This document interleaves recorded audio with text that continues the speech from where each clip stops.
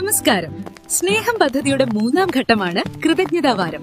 നന്ദി പറയുക എന്നത് വെറും ഒരു വാക്കല്ല, അതൊരു സംസ്കാരമാണ്. പ്രിയപ്പെട്ട കുട്ടികളെ, നിങ്ങൾക്ക് പഠിക്കാനുള്ള അവസരം ലഭിച്ചതിന്, നല്ല പഠന സൗകര്യം ലഭിച്ചതിന്, നല്ല വിദ്യാലയം ലഭിച്ചതിനൊക്കെ നന്ദി പറഞ്ഞുകൊണ്ട് ഒരു ദിവസം ആരംഭിക്കാം.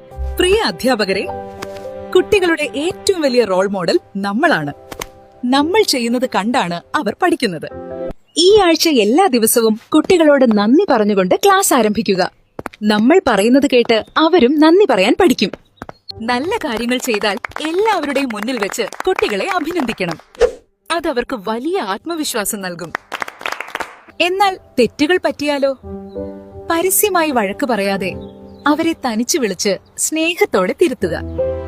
ഇനി രക്ഷിതാക്കളോട്, മക്കൾ മുതിർന്നവരെ സഹായിക്കുന്നത് കണ്ടാൽ അപ്പൊ തന്നെ അവരെ അഭിനന്ദിക്കാൻ മറക്കരുത്. നന്നായി ചെയ്തു, നന്ദി, ഈ ഉപകാരം ഞാൻ ഒരിക്കലും മറക്കില്ല എന്നൊക്കെയുള്ള വാക്കുകൾ കേൾക്കാൻ അവർക്ക് വലിയ ഇഷ്ടമാണ്. അതവരെ സന്തോഷിപ്പിക്കും. നന്ദി പറയേണ്ട അവസരം അതെത്ര ചെറുതായാലും ഒഴിവാക്കരുത്. പരസ്പരം നന്ദി പറയുന്നത് മാതാപിതാക്കൾ വീട്ടിൽ ശീലമാക്കണം. കടയിൽ നിന്ന് സാധനങ്ങൾ വാങ്ങുക, പാചകത്തിൽ സഹായിക്കുക തുടങ്ങിയ ഏതവസരത്തിലും നന്ദി പറയുന്നത് ശീലമാക്കുക. രക്ഷിതാവിനും അധ്യാപകർക്കും കൂട്ടുകാർക്കും ഒക്കെ നന്ദിക്കുറിപ്പ് എഴുതാൻ പ്രോത്സാഹിപ്പിക്കുന്നതിലൂടെ അപരിചിതരോട് പോലും നന്ദി പറയാൻ കുട്ടികൾ ശീലമാക്കും. വീട്ടിൽ തുടങ്ങുന്ന നന്ദിയും സ്നേഹവുമാണ് കുട്ടികൾ സമൂഹത്തിലും കാണിക്കുന്നത്. നമ്മുടെ മക്കൾ നന്മയുള്ളവരായി വളരട്ടെ.